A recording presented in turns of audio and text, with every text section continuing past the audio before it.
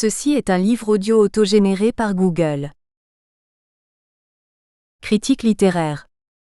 Collection fondée par Maggie Albet. Dernière parution. Sadia Yahya Khabou. Évocation de la peinture figurative classique dans quelques œuvres de Butor, Quignard et Bonnefoy, 2014. Amadou Ouedraogo. L'univers mythique d'Amadou Kourouma. Entre vision et subversion, 2014. Mohamed Keïta, Tierno Monenembo. Une approche psychocritique de l'œuvre romanesque, 2014. Françoise Anicéo LADZE. Relire Roré Semprin sur le sentier Giraudoux pour rencontrer Judith, 2014. Chala NOSRAT, Tristan et Iseux et Vie et Ramine. Origine indo-européenne de 2 romans médiévaux, 2014. Akiko Ueda. Relecture du ravissement de Lolvestein autour de la différence sexuelle, 2014. Neila Manaï, Poétique du regard chez Alain Robbe-Grillet, 2014. Denisa Adriana Oprea, Nouveau discours chez les romancières québécoises, 2014. Philippe Amangua-Acha, Roger Trodeau, Adama Koulibaly, Médias et littérature, forme, pratique et posture, 2014. Didier Amela, La nouvelle en Afrique noire francophone, 2014. Jérémy Nguessan Kouadio Dire. Zadi Zaourou, un écrivain éclectique, acte du colloque en hommage à Bernard Zadi Zaourou, 2014. David Totibadze SHALIKASHVILI. La poésie mystique de Terenti Granelli, 2014. Efo Clément EHORA. Roman africain et esthétique du conte, 2013. Marie-Lise Allard, Anna Denoy, Entre prose et poésie, 2013. Jean-Marie Kouakou, JMG. Le Clésio, 2013. Du même auteur. Le Grand Maulne d'Alain Fournier, Les grands événements littéraires, Librairie Nizet, Paris, 1976. Édition revue et augmentée, en 1981. Dominique de Fromentin, Thème et structure, Nizet, 1977. La montagne magique, Facettes et fissures, Les grands événements littéraires étrangers, Nizet, 1979. Les formes de la rêverie dans l'œuvre d'Alain Fournier. Visage du Grand Maulne et figure du Trismégiste, PU du Septentrion, Villeneuve d'Ascq, 1986. La figure de Méduse dans l'œuvre d'Octave Mirbeau, Nizet, 1992. Mystère d'Alain Fournier, acte du colloque de Cerisy, Nizet, 37 510 Saint-Genouf, 1999, avec Abuisine. Le monde imaginaire d'Octave Mirbeau, Société Octave Mirbeau PU d'Angers, 2001. Maurice Bedel, Zoulfou, réédition et préface, Nizet 2006. Robert Baudry, Le Grand Maulne, un roman initiatique, préface, Nizet 2006. Le fonds Nizet est désormais disponible à la librairie Seklingsik, Les Belles. Lettres Compagnie, 95 boulevard Raspail, 75 006 Paris. Chez le même éditeur. La littérature, dernier refuge du mythe. Mirbeau, Philippe, Alain Fournier 2007.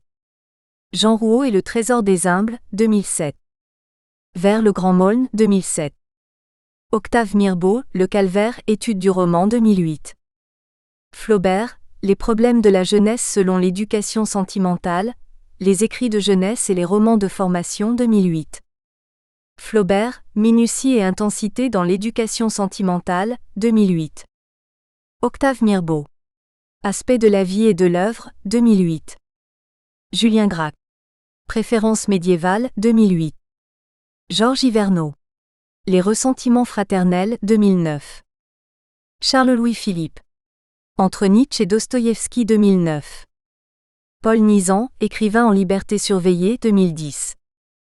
Thomas Mann et le mythe de Faust, 2011. Thomas Mann, Félix Krull, roman picaresque, 2011. Thomas Mann. Déclin et épanouissement dans les Buddenbrook, 2011. Gérard de Nerval, L'épanchement du rêve, 2012. Stendhal, La Chartreuse de Parme, Héroïsme et intimité, 2012. Alain Fournier, Le Grand Maulne ou Le Bond dans le paradis, 2013. Imaginaire et politique, 2013. Accent aigu investissement mythique. Lignée. On ne peut couper un récit de toute la lignée qui l'inspire, pour échafauder sur lui seul des théories brillantes peut-être mais arbitraires. Prise de position qui n'effarouchera que les tièdes, de la critique littéraire. Méthode novatrice, peu pratiquée en France, qui range au placard les anecdotes biographiques bonnes pour les magazines People, le Grand Maulne est devenu un mythe. Au point qu'il échappe à son auteur, que Fournier voulait être lu en lui-même, pour lui-même, indépendamment des anecdotes biographiques de son créateur. Travaillant sur des thèmes depuis longtemps inventés, Perceval et le Comte du Graal, il faut à Fournier, en les déformant et en les reformant, mener les motifs à un point de jonction qui soit leur couronnement.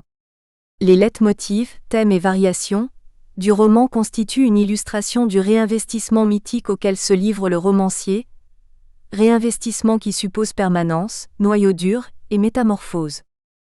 Ce grand remythologisateur que fut Thomas Mann, avec Nietzsche, dans l'Élu, où se profile la figure mythique européenne, ne se sépare pas de la tradition qui va de la vie du pape Grégoire ou vie de Saint Grégoire, biographie légendaire, texte original en français, au Gregorius sur la pierre, Gregorius Womstein, de Hartmann von Au. Il ne s'agit pas pour Thomas Mann de prendre la suite, mais de se tenir au plus près de la narration mythologique, disons de rester fidèle à la source parlante de son âme, Jung. C'est de là que provient le langage hiératique du Zarathustra, car c'est le style de cet archétype. Perceval, le retour. Le Grand Maulne, ce roman contemporain inclassable, merveilleux roman, essaie pour réaliser la tâche de vivre poétiquement, reproduisant ce que l'auteur a vécu avec une veine semi-poétique, un best-seller, ne se sépare pas des récits merveilleux qui le précèdent, Perceval ou le Comte du Graal, de Chrétien de Troyes par exemple. L'affranchissement du texte à l'égard de l'oralité entraîne l'emploi du leitmotiv par lequel l'écrit sera mimétique de l'oralité. Des détails repris et différenciés créent des effets d'écho. Paysages. C'est vrai en particulier pour ce qui concerne les paysages. Quelques détails suffisent à restituer une atmosphère. Sur la route blanche de givre, les petits oiseaux tourbillonnaient autour des pieds de l'âne trottinant, I5. Maulne regarde par les fenêtres de la classe, le jardin blanc cotonneux, immobile et les champs déserts, où parfois descendait un corbeau, I6. Le vent, la pluie, le soleil, la neige fournissent au narrateur l'occasion d'établir des liens entre le paysage et l'état d'âme. Maulne est sur le point de rencontrer Yvonne. De nombreux chapitres commencent par une notation d'atmosphère. Maulne fit quelques pas et se trouva comme transporté dans une journée de printemps. Ce fut en effet le matin le plus doux de cet hiver-là. Il faisait du soleil comme au premier jour d'avril, I15. Paysage état d'âme. Sympathie magique. C'est un jeudi au commencement de février, un beau soir glacé où le vent souffle, 3-7. La nature semble avoir le pressentiment du drame que va déclencher l'appel de Franz. Apparemment, le bonheur a endormi le tourment de Maulne. Comme deux passagers dans un bateau à la dérive, Yvonne et son mari sont dans le grand vent d'hiver, deux amants enfermés avec le bonheur, 3-9. Mort d'Yvonne. La nature réserve des surprises. Voici donc ce que nous réservait ce beau matin de rentrée, ce perfide soleil d'automne qui glissait sous les branches. 3-12. À quoi se fier ? Étonnement du narrateur devant le contraste assez peu romantique qu'offre le spectacle de la belle nature et l'indifférence de celle-ci face aux sentiments humains. Je ne me rappelle jamais cette partie de plaisir sans un obscur regret, comme une sorte d'étouffement. Je m'étais fait de ce jour tant de joie à l'avance. Tout paraissait si parfaitement concerté, pour que nous soyons heureux. Et nous l'avons été si peu. Que les bords du Cher étaient beaux pourtant. RE accent aigu ENC hontement du monde. Sur la rive où Maulne et Sorel s'arrêtèrent, le coteau venait finir en pente douce et la terre se divisait en petits prés verts, ensolés séparés par des clôtures comme autant de jardins minuscules. De l'autre côté de la rivière, les bords étaient formés de collines grises, abruptes, rocheuses. Sur les plus lointaines, parmi les sapins, de petits châteaux romantiques avec une tourelle. Maulne et le narrateur étaient arrivés en ce lieu, celui où doit se dérouler la partie de plaisir, par un dédale de petits chemins, tantôt hérissés de cailloux blancs, tantôt remplis de sable, 3-5. Ces chemins, aux abords de la rivière, les sources vives les transformaient en ruisseaux. Au passage, les branches des groseilliers sauvages nous agrippaient par la manche. Et tantôt nous étions plongés dans la fraîche obscurité des fonds de ravins, tantôt au contraire, les haies interrompues, nous baignions dans la claire lumière de toute la vallée. Maulne et Valentine s'assirent entre les genévriers, dans un petit taillis. Il fit beau. Ils crurent que maintenant tout irait bien. Mais le vent portait des gouttes de pluie, et le temps était bas. La soirée avait un goût amer, semblait-il le goût d'un ennui que l'amour même ne le pouvait distraire. On comprend, nous, que le narrateur ait le cœur serré, sans savoir pourquoi une branche de glycine desséchée que le vent balançait tristement dans un rayon de soleil. 3-10. Le vent, leitmotiv, allié au soir, correspond au désarroi absolu des personnages. Yvonne, dans la maison de Franz, porte la couvée malade dans une corbeille garnie de duvet. Et tandis qu'un rayon de soleil languissant, le premier et le dernier de la journée, faisait plus pâle nos visages et plus obscure la tombée de la nuit, nous étions là, debout et tourmentés dans la maison étrange. Yvonne enlevait un nouveau poussin mort pour l'empêcher de faire mourir les autres, et chaque fois il nous semblait que quelque chose comme un grand vent par les carreaux cassés du grenier, comme un chagrin mystérieux d'enfant inconnu, se lamentait silencieusement. 3-10. Nature complice. La pluie continuelle donne la mesure de l'ennui qui règne dans la cour boueuse de l'école. I3. L'esprit intervient, comme chez Baudelaire, pour analyser les impressions premières. Moln comprit d'où lui venait tant de paisible bonheur. 3-4. Parfois le symbole permet de rapprocher l'état d'âme d'un élément appartenant à la réalité. Moln et Sorel regardent le cortège d'un enterrement venu du fond de la campagne. Ils savent que ce serait le seul spectacle de la journée qui s'écoulerait tout entière comme un eau jaunie dans un caniveau. 2-10. Le merveilleux. À la recherche du sentier perdu, le narrateur qualifie sa promenade de merveilleuse. J'ai sauté un échalier au bout de la sente et je me suis trouvé dans cette grande voie d'herbe qui coule sous les feuilles. Dans le silence, j'entends un oiseau qui répète obstinément la même phrase, voix de la matinée, parole dite sous l'ombrage, invitation délicieuse au voyage entre les aulnes. 2-9. La partie dite par antiphrase, de plaisir, reprend pour dire que ces choses n'existent plus. La vieille demeure si étrange et si compliquée abattue, le grand étang asséché, comblé, et dispersé, les enfants aux charmants costumes. 3-6 reprend I11, 12 et 13. Après la baignade, Jasmin, Delouche et Dumas disent avoir été intrigués par une vieille tourelle grise qu'on apercevait au-dessus des sapins. 3-1. Le végétal. L'intérêt pour le végétal est de mise en ce début de siècle qui renoue avec ce que l'on trouvait chez Chrétien de Troyes. Perceval retourne à cheval chez sa mère. Le symbole végétal est explicitement choisi comme modèle de métamorphose. En écartant dans le feuillage profond les branches, l'ancien chemin obstrué devient un long avenue sombre dont la sortie est un rond de lumière. 2-9. Ruines. On y joindra l'intérêt pour les ruines, romantisme oblige. Chateaubriand. Delouche en vient à parler au retour de la baignade, au vu de deux grosses vieilles pierres qu'on dit être les vestiges d'un château fort, des domaines qu'il avait visités et spécialement d'un domaine à demi abandonné, aux environs du vieux Nançay, le domaine des Sablonnières. 3. Il racontait avoir vu quelques années auparavant, dans la chapelle en ruine de cette vieille propriété, une pierre tombale sur laquelle étaient gravés ces mots. Sigy le chevalier gallois. Fidèle à son Dieu, à son roi, à sa belle. Décoration intérieure. Le rêve de la bergerie a pour décor une longue pièce verte aux tentures pareilles à des feuillages. I11. On rejoint par là le romantisme qui exalte non seulement les bois, mais aussi les ruines. Il convient d'ajouter que le récit de Sorel est émaillé de détails qui semblent bien signifier que Fournier est sensible à l'appel des sirènes romantiques. Le narrateur ne fait-il pas de Franz avec son teint très pâle, sa délicatesse, son air blessé I16 et 3-8, un jeune héros romantique? Peut-être ne fait-il qu'interpréter ce rôle, absurde selon Sorel. Pourtant sa tentative de suicide est bien réelle, ce qui l'apparente au jeune Werther. Abandon. Aux abords du domaine mystérieux I11, Moln aperçut enfin au-dessus d'un bois de sapin, la flèche d'une tourelle grise. Le végétal se trouve associé à la ruine ou tout du moins à l'abandon. Quelques vieux manoirs abandonnés, se dit-il, quelques pigeonniers déserts. Il s'étonne de la joie qu'il éprouve alors. Tant de joie, se dit-il, parce que j'arrive à ce vieux pigeonnier plein de hiboux et de courants d'air, une vieille bâtisse abandonnée, I11. Hésitation. Il se dirige vers le bâtiment central, ferme, château ou abbaye, dont la tourelle avait guidé l'écolier au début de l'après-midi, I13. Il erre autour de la longue maison châtelaine aux ailes inégales, comme une église, I15. Reflet. Reflet dans l'eau, très impressionniste et où l'on reconnaît l'influence de Debussy. Le vêtement du héros reflété dans l'eau du vivier fait de Maulne un étudiant romantique, I-15. Nous avons signalé l'influence du romantisme sur Fournier. Il a lu Rousseau 3-13. On sait le rôle que ce dernier a joué pour ce qui est devenu la tarte à la crème du romantisme. Le paysage est un état d'âme. Dans le cas de Fournier, on se demande à la lecture du Grand Maulne ce qui est premier, du paysage ou de l'état d'âme.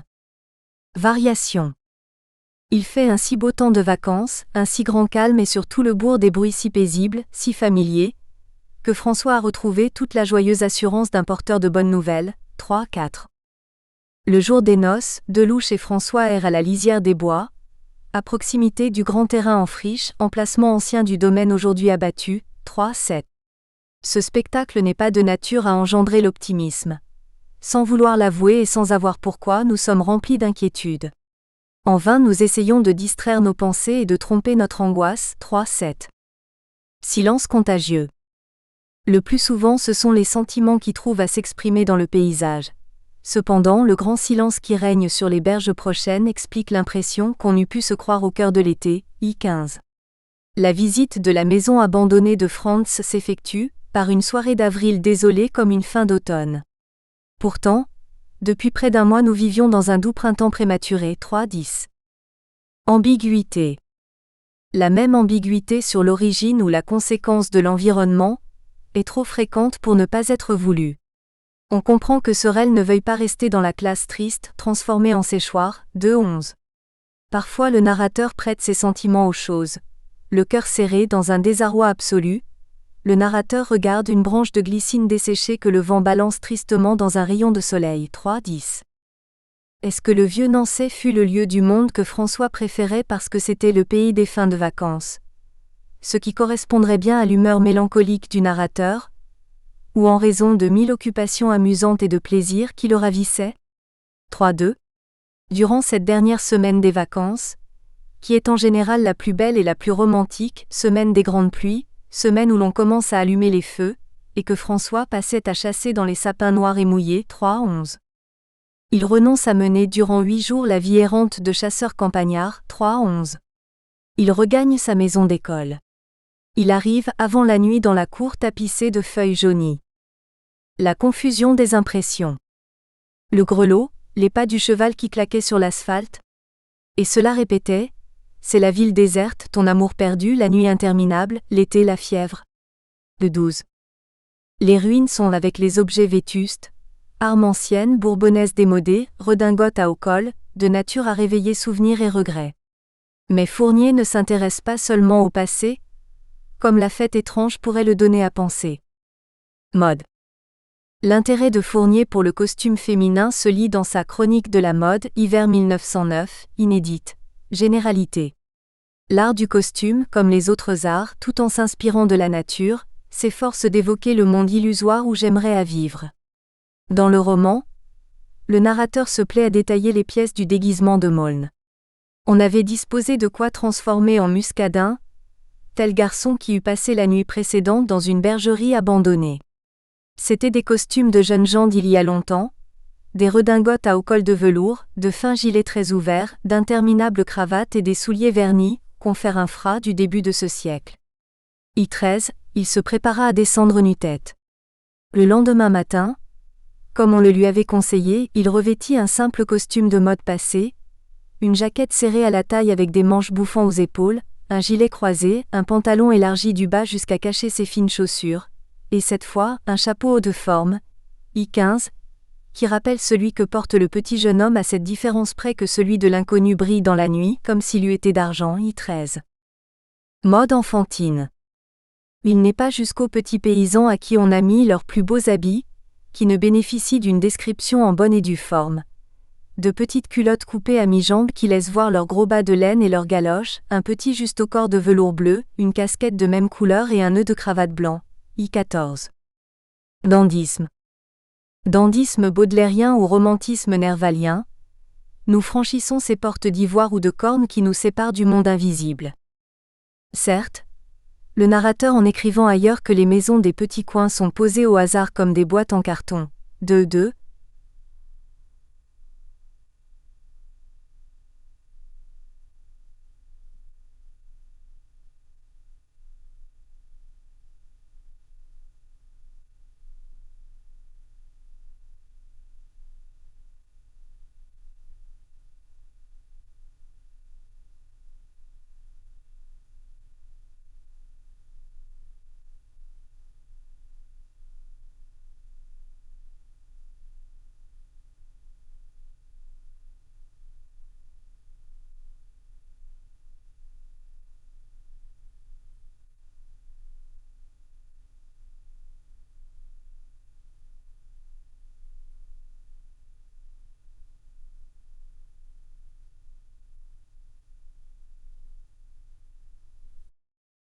Romantique toutefois, le rôle dévolu aux femmes non idéalisées, couturières, réputées de petites vertus ainsi que les bouquetières.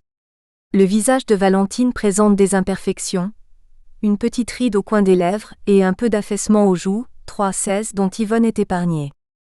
Dentelle. Peau et dentelle. Tout autour de nous il y avait des femmes trop décolletées. Elle souriait d'abord puis elle a dit « Il ne faut pas que je rie. Moi aussi je suis trop décolletée. » Et elle s'est enveloppée dans son écharpe. Parce l'on se change pour se rendre au spectacle, Valentine a refoulé hâtivement le haut de sa chemise sous un carré de dentelle noire, 3,14. Fille perdue. Abandonnée par Maulne, Valentine prédit qu'elle deviendra certainement une fille perdue, moi qui n'ai plus de métier, 3,15. Elle rejoindrait ainsi la lourde cohorte des prostituées.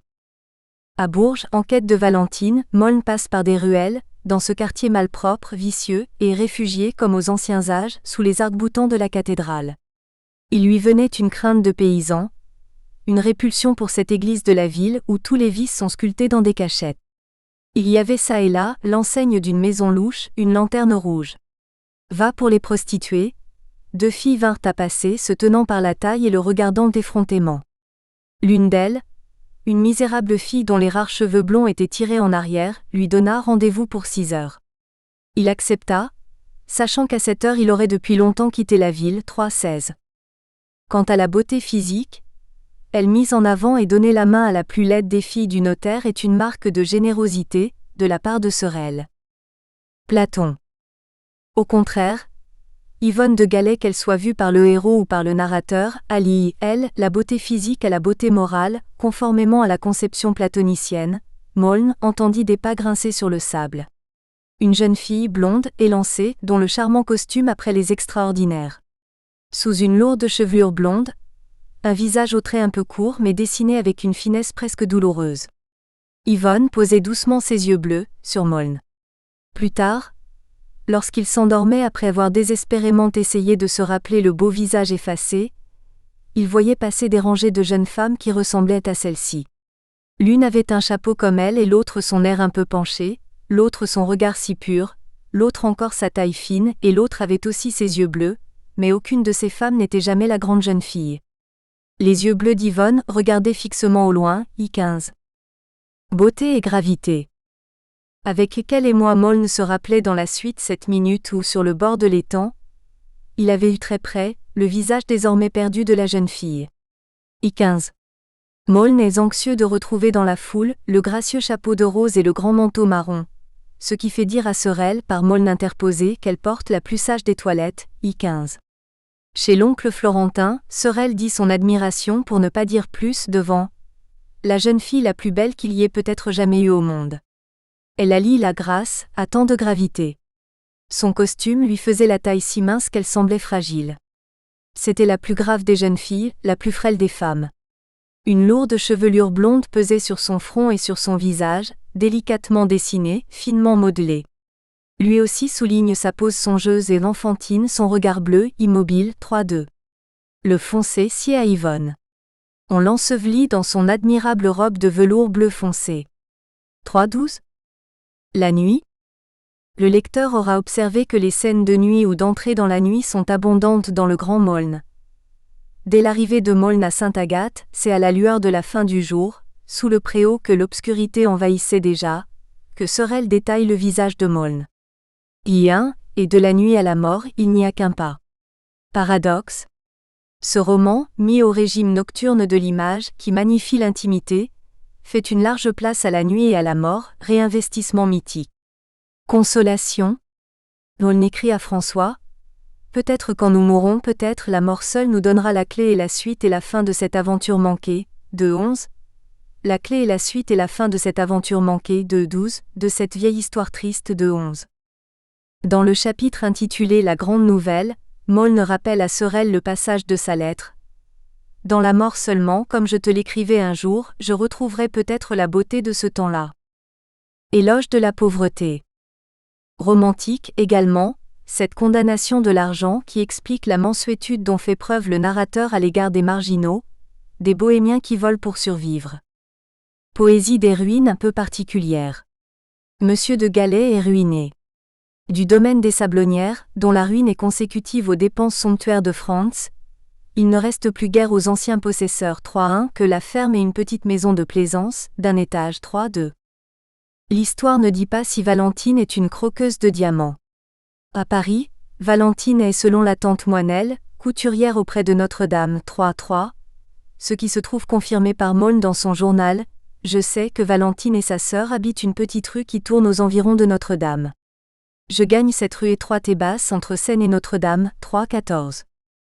Le bon déroulement du récit. Le leitmotiv semble indispensable au bon déroulement du récit.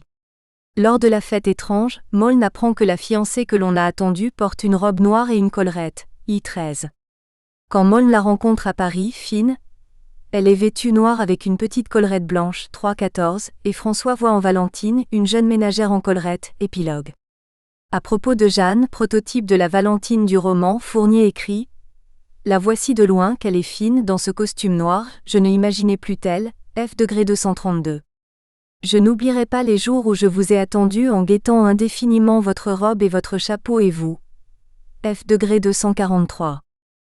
Le vent et la pluie. » Les mêmes mots se retrouvent à fin de personnification à propos du vent. On entendait gémir le grand vent de décembre, I11. C'est le vent de ce jour-là qui souffle de nouveau, I16. Monsieur de Galais laisse une seconde le grand vent pénétrer dans la maison et gémir, 3-9. Ainsi en va-t-il de la pluie et de la bourrasque qui sont l'occasion d'employer la phrase autonome. De temps à autre, une goutte de pluie venait rayer la vitre, 2-16. De temps à autre une goutte d'eau rayait la vitre, 3-9. Le bourg luisant sèche à la bourrasque, I3. Le jeudi est dit sillonné de bourrasque, 2-1. Et les lessives sèches à la bourrasque 3-7. Reprise. Le portrait physique des personnages en dit long pour ce qui concerne le trait dominant qui les caractérise. Au moral, les redites permettent au narrateur d'insister sur le trait dominant qui permet de les identifier. Ainsi est évoqué le doux visage enfantin d'Yvonne 3-2, sa pose songeuse et enfantine, son air à la fois si sérieux et si enfantin 3-5. Pose enfantine. Sa lèvre ou sa bouche sont un peu mordues, I15 et 3-2, elle s'est mordue la lèvre, 3-8, devant l'étonnement qu'ont provoqué ces paroles chez les Florentins, 3-8. Yvonne, Franz et les autres. Yvonne n'est pas la seule à bénéficier de ces reprises. C'est ainsi que le narrateur insiste sur la finesse du visage aquilin de Franz, visage sans moustache sous une abondante chevelure que partageait une raie de côté, très pâle, délicat nerveux, 2-4, à l'air blessé, I16, tient-il à préciser, I16. À l'école, François remarque le visage fin très pâle de Franz. 2-3, il retrouve Franz au cirque avec son très fin, très aquilin visage sans moustache. Il est pâle. C'était tel que me l'avait décrit minutieusement le grand Maulne, le fiancé du domaine inconnu. 2-7. Le compagnon de Franz, Ganache, se reconnaît à sa bouche édentée. I12, c'est lui, le Pierrot de la fête étrange à la bouche édentée, I14. On devine qu'il est l'homme aux espadrilles, hagard, échevelé, édenté, 2-5. Valentine se reconnaît à sa collerette. Lors de la fête étrange, un enfant la décrit avec une robe noire et une collerette, I13. Quand Maulne à Paris fait sa connaissance, elle est vêtue de noir avec une petite collerette blanche. 2-12, il note dans le cahier de devoirs mensuel qui lui tient lieu de journal qu'elle est vêtue de noir mais avec de la poudre au visage et une collerette qui lui donne l'air d'un Pierrot coupable, 3-14. Variation. Maulne ne peut s'empêcher d'ajouter au portrait un jugement moral. Vu par François, elle est une jeune ménagère en collerette, épilogue. Jugement moral. La tendance à porter un jugement est, d'une manière générale, un penchant du narrateur.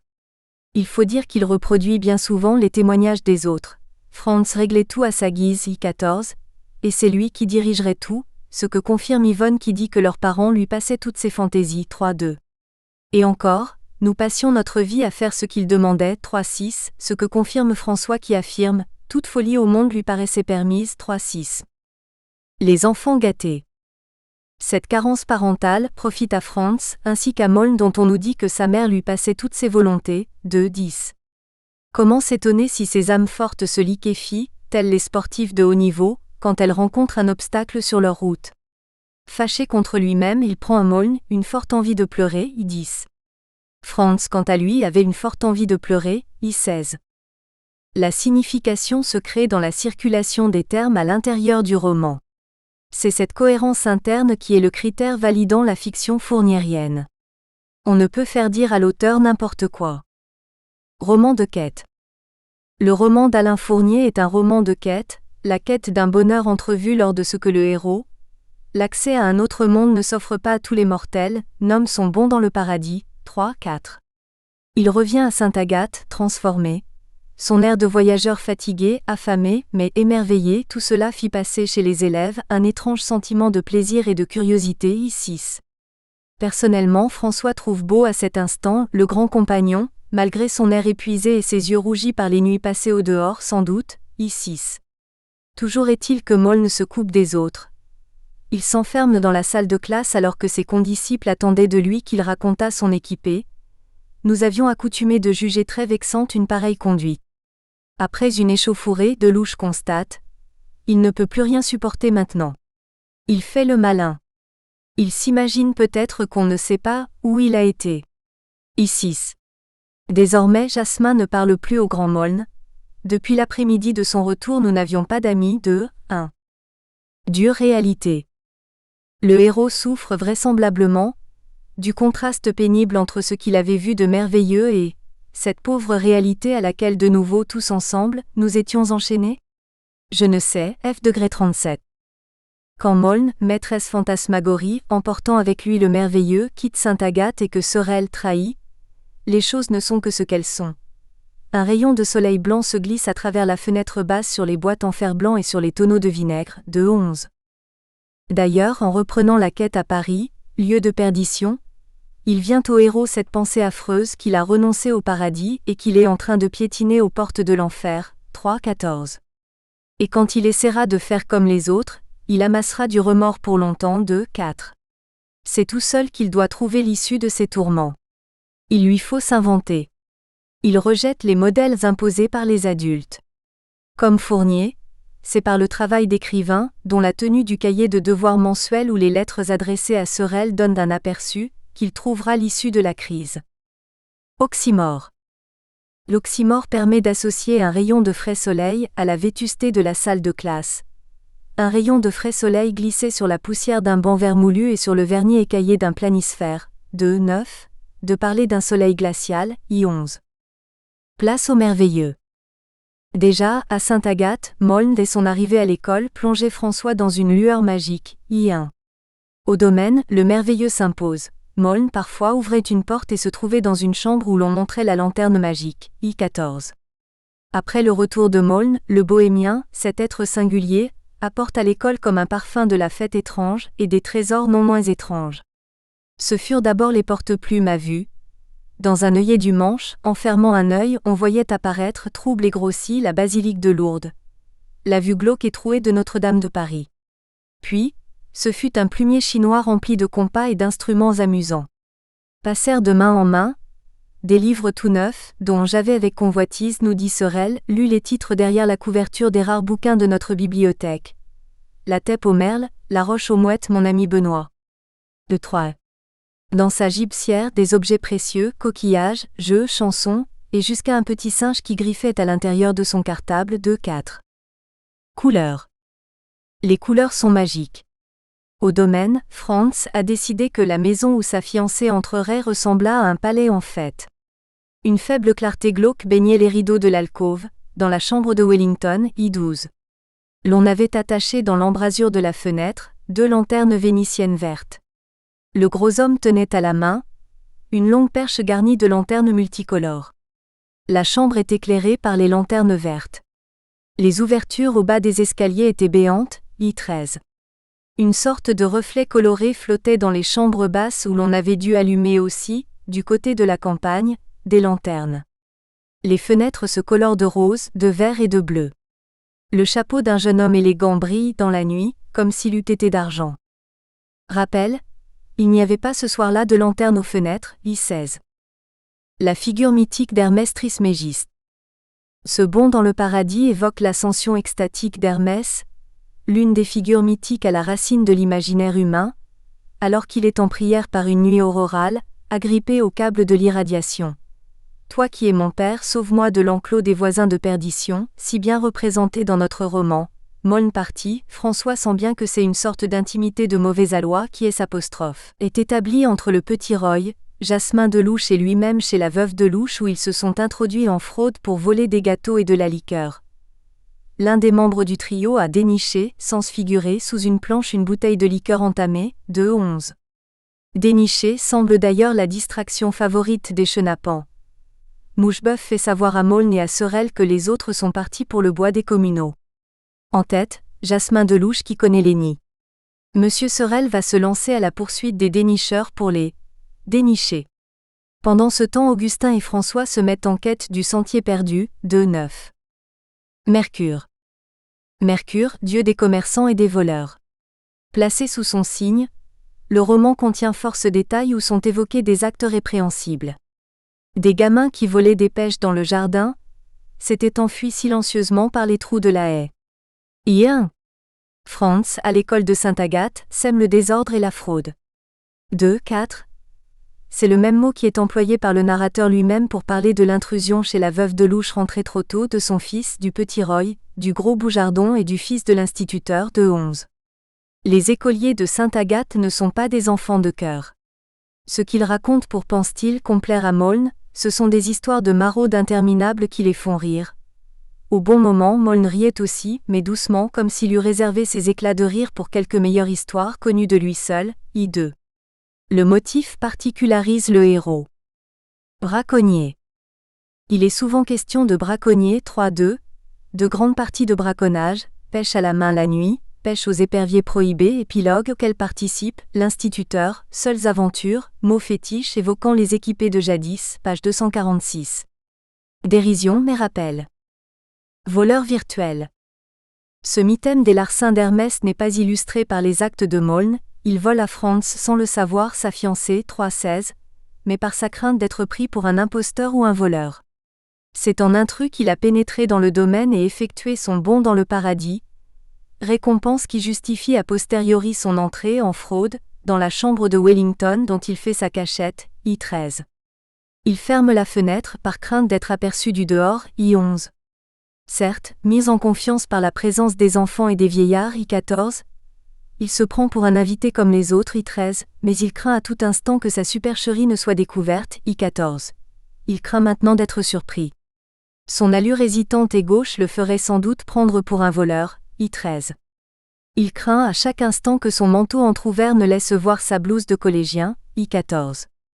Un instant très inquiet, il retint son souffle, I12. Il ne veut rien répondre, tant il craint d'être soudain reconnu comme un étranger, I15. Il s'agit de ne pas voir le rêve se briser. Il a peur de faire peur aux petites filles et décide de partir sans les avoir effrayées, I11. Sur le point de quitter le domaine, il se promet de revenir, sans tricherie cette fois. I16. À Paris, il s'arrête chez un marchand de vin de façon à n'être pas pris pour un bandit qui veut faire un mauvais coup, 2-12. Toutefois, il imagine de s'introduire dans l'hôtel particulier d'Yvonne comme un voleur, 3-14. Cirque. Le passage des gens du cirque à Sainte-Agathe est pour le narrateur l'occasion de parler avec humour des bohémiens voleurs de poulets, 2-8. Thèmes et variations, les images discursives expriment la structure même de l'existence. L'emploi du tiret produit parfois un effet de contraste ou de rupture. Voleur qui est comme Ganache chaussé d'espadrilles, confère le titre du chapitre et dont on s'efforce de suivre la trace, 2-5, 2 occurrences, chenapan qui a dû ouvrir avec une fausse clé, 2-5, chapardeur, 2-5, dévalisé, 2-8. Faute. Peccadille. La mention de la fraude de Moln, qui consiste à s'inviter à la fête étrange, péché véniel, est destinée à mettre sa faute, impardonnable elle, en relief. Augustin trahit son idéal en tentant de s'accommoder de la vie de tout le monde, d'agir comme les autres, amassant ainsi du remords pour longtemps, 3-4. Sorel suppose, et il n'a pas tort, que son ami a quelque faute à réparer, 2-4. Et quand le héros entreprend de réparer cette faute, il en commet une autre, 3-15. Entracte météorologique. Le 4e jour fut un des plus froids de cet hiver-là. Les gars de la campagne, arrivaient tout éblouis encore d'avoir traversé des paysages de givre, d'avoir vu les étangs glacés, les taillis ou les lièvres d'étals. Ce matin-là, L'un d'eux avait apporté dans un panier un écureuil gelé qu'il avait découvert en route, I6. Le voyage en carriole s'effectue par un temps glacial, I8. Nous espérons que vous avez apprécié cet aperçu. Pour continuer à écouter ce livre audio sur Google Play Livres, utilisez le lien dans la description de la vidéo.